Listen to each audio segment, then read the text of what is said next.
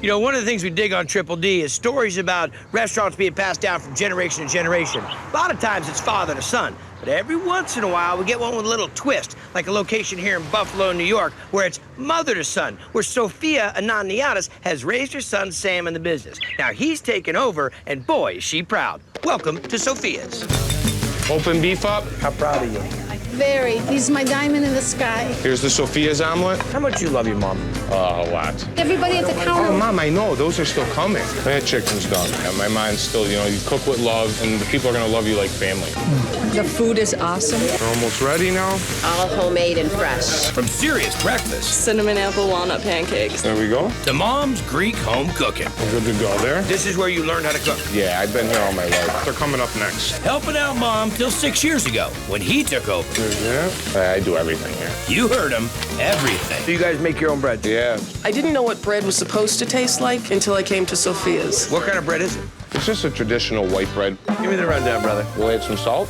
You're not measuring it? No, it's all high. Baking's supposed to be a precise act, brother. Yeah, well, when you cook with love, you always add a little more sugar than salt. All right, there we go. There's that. Little yeast? Little Seriously, yeast. you're gonna eyeball this whole thing? Oh, yeah.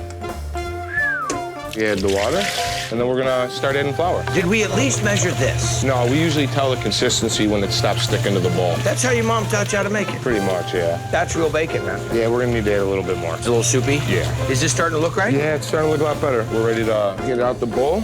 We set it right up on top. Tie it up, let the heat rise it, and So we'll let this proof. Oh, this thing looks like balloon ready to pop.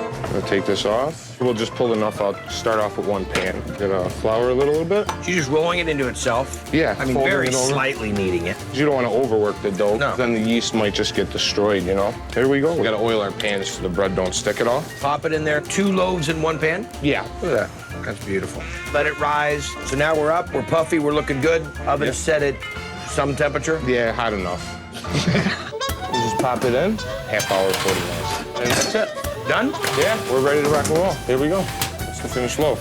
So how long are we gonna let it rest? We can cut that right now. You get the freshest of the fresh bread. Cut There it. we're going. Still really hot.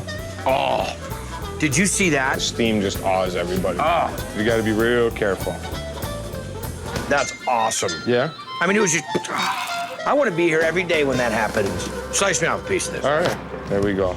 Can you smell that? Look at that. No drawn butter. We want the real thing. Look how thick the crust is. Did you understand that in Breadanese? Yeah. Oh, bread's fantastic. It's the best bread in town, just for sure. It's the best. And a heck of a base for their signature sandwiches. Open-faced steak. Oh, it's heaven. And this buffalo favorite. The cut fried bologna onions on there. That hit it. Everybody has kind of like a combination. Fried bologna and onions. You had me there. Good to go? Homemade bread, grilled onions, and about 400 pounds of bologna. Yes. Stack it up real high and a little higher. That's ridiculous. Yeah. Put it right on top. Mustard on here, and that's it. You guys want to come down and help me eat this? Here we go. Great. Bread's money. It's crunchy. It's like you put breading on the outside of the bread. You're taking something simple comfort food like bologna. Fat cooks to get some of the caramelization and The onions. And yeah. I like it, man. put the omelets. Everything here is made from scratch. There's that. It's all about having a good meal. That's all set. Just make it like you're supposed to be. And that's what you've taught Sam. So that's almost ready. And no matter what, I'm gonna make it right. Pick up on the first chicken, please. Just the way Mom taught him. Special Greek dishes. Your favorite thing on the menu, hands down. I like the souvlaki. What does souvlaki mean? Marinated meat. Pork, lamb, beef, chicken. It's fantastic. Really? Yeah. Now we're making chicken souvlaki to go on top of the salad. Start off with some garlic. We're gonna add the salt, and there's the basil, oregano, And some parsley. and some parsley. And we're just gonna add the oil. Chug-a-lug, chug-a-lug. There's that. We're gonna add some lemon juice. Not too much because I don't want to poach the chicken. No, we're just gonna give it a little shake. And now we just add our chickens. Just mix it up a little. Smells great. Thank you. Now, how long are we going to marinate this For for? at least a day. Take usually about 3 to 4 pieces, depending on the sizes. Get them nice and seasoned. And on the salad, iceberg lettuce, tomatoes, cucumbers, calamatas, Yes. little feta, red onion. And a little parsley. And we're ready to rock and roll here. All right. And we're all set here. Look at that. I'll just try it by itself real quick. Super tender.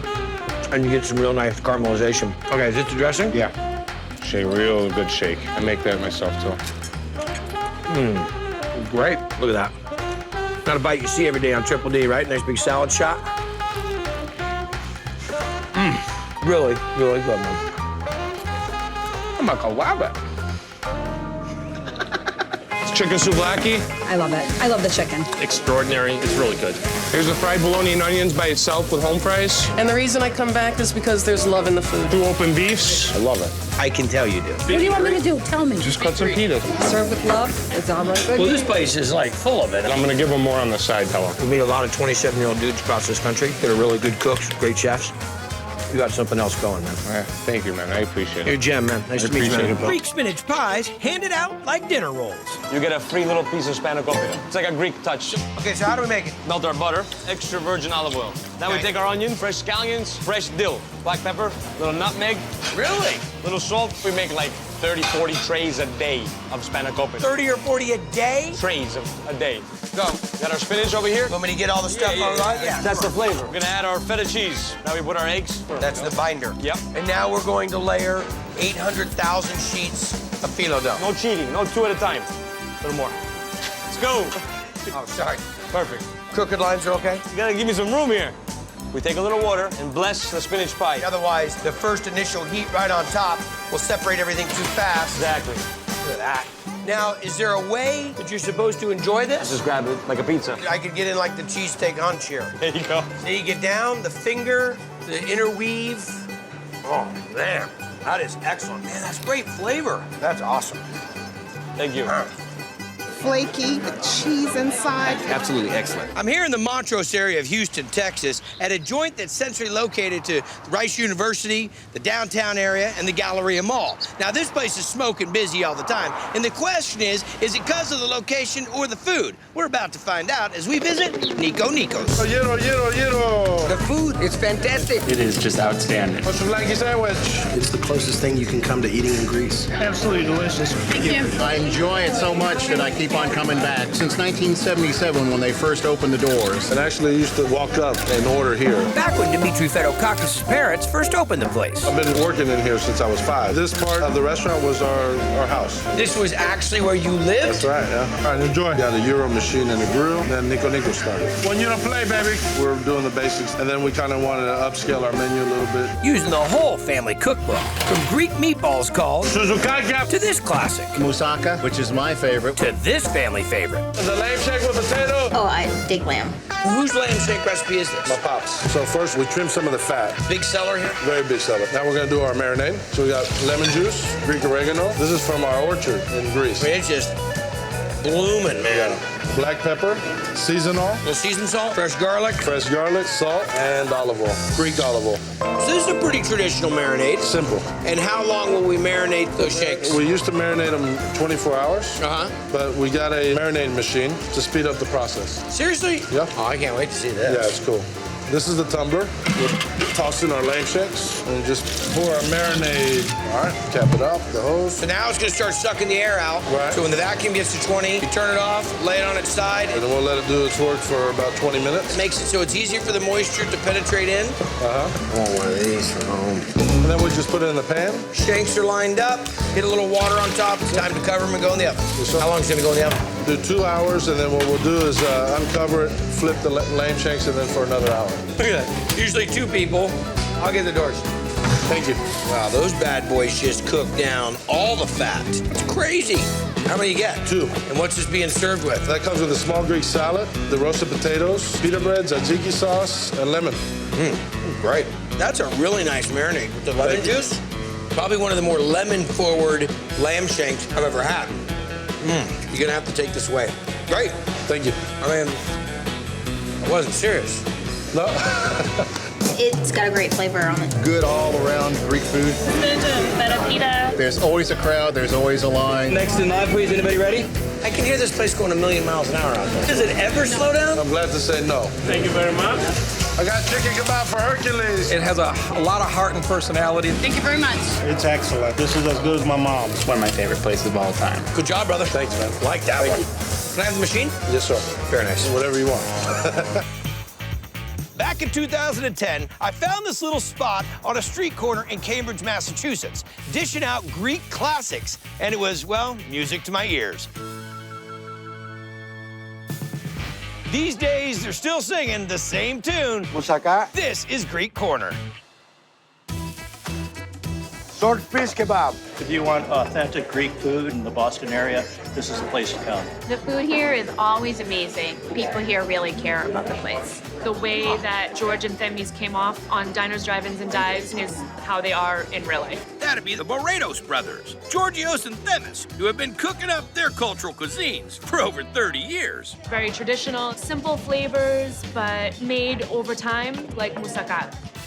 It is on the menu from the first day, 32 years. We start building up the musaka with the potatoes. We fry them and then bake them for an hour so they don't become potato puree. Now we're gonna add the eggplant to the meat. We start with extra virgin olive oil. From Italy? From Greece. Oh. Because we have a better oil. Onions, fresh garlic, bay leaves, pepper, cinnamon sticks, cloves. Now we can add the meat. So brown all the meat up? Break it apart. Now we continue with fresh tomatoes. That's Italian, probably, tomatoes. Tomato paste or puree? Puree. We stir it, and we leave it until cooked together with the meat. And now we're gonna add it to the pan, distributing the meat even, and then the bechamel sauce. Now it's ready to go to the oven for 50 minutes, 350 degrees. And we're gonna cut it. We serve it with rice. Musaka ready. It's really delicious. It's sort of a comfort food, soft and creamy on top. It really blends well with the warm spices underneath. Awesome job. Let me put my glasses this way. Just like that. Oh, see? okay. Let me see. Nice. See? Yeah. Looking good. That's looking good. We teach him and give him a little Italian style. So I'm here in San Luis Obispo, about a mile away from the university, to check out a joint, and it's another one of those awesome Triple D immigrant stories. Let's see. Comes to America from Jordan when he's in his 20s. Ends up driving truck for the prison system. Then he opens a small grocery store, and all the while having the American dream of opening his own restaurant. And that's what happened. Ladies and gentlemen, this is Petra Mediterranean Pizza and Grill. I cut a chicken for a chicken shawarma plate. The food here is incredible. Euro pizza, table 2. I don't know what makes good Mediterranean, but they make good Mediterranean. Kofta, kebab. You were indoctrinated into Mediterranean food here. Yes. But before Todd Abarashin became a restaurateur, he was in the food business as an entrepreneur. While I was working, I opened a supermarket selling imported food. And with the help of his wife, Sanaa, son Rami, and the rest of his family, those imported flavors are now getting cooked up for the community. How many people will you serve in a day? About 1,000. How many? 1,000 people. Greek feta pizza. They're nationally recognized. We're lucky to have it here. Chicken garlic for number 2. Garlic pizza, it's got the chicken, it's got the cream sauce. It's incredible. So is the pizza dough a little bit more like a pita dough pizza? Correct. Put the water. Yeast and sugar. So we bloom the yeast. And what type of flour do we have over here, boss? All-purpose sugar and salt, oil. And some water. We let it cool. It's about half an hour. We portion it and it's ready to serve. Todd, what is your real name? Taisir, T-A-I-S-I-R. Means easy in Arabic. Your new Triple D name is Easy T. We'll work on the rub for the shawarma. Is that sumac? Correct. Black pepper. Allspice. 7 spice, salt, paprika. Granulated garlic. Cumin. Chili powder. Worcestershire. This is white vinegar and lemon juice. While I'm doing this... This is my job now? Yeah. I get to be part of the team. Maybe we'll become partners. Well, who knows? Chicken thigh. Let it rest overnight. We'll start to build the rotisserie. Let's stack the meat. And then it'll go onto the rotisserie. What's our next step? The garlic spread. Boiled potatoes. This I've never seen. Mayonnaise, white pepper, salt, and then garlic. All right, so we're gonna mix this up. I imagine this goes on everything. You could use it as a sunblock. It's delicious. I'm totally ripping that off. Now we can build the pizza. Take the dough, we run it through the sheeter, we dock it so it doesn't puff up. A little bit of oil, the garlic potato spread, the cubed mozzarella. Anybody else's mouth watering right now? We should probably just try that. Oh, I didn't think you'd ever ask. Oh, chicken is so good. Artichoke hearts. Then mushroom. And then some onions. Now we go in the oven. About 10 minutes. And we're good to go. Beautiful. The chicken is amazing. I mean, it's got such a big, full flavor. And I love that you kept spinning it, so almost every piece of meat had that caramelization. The cream sauce, you get that little touch of garlic, but the garlic isn't overtaking the pizza. Really nice crust.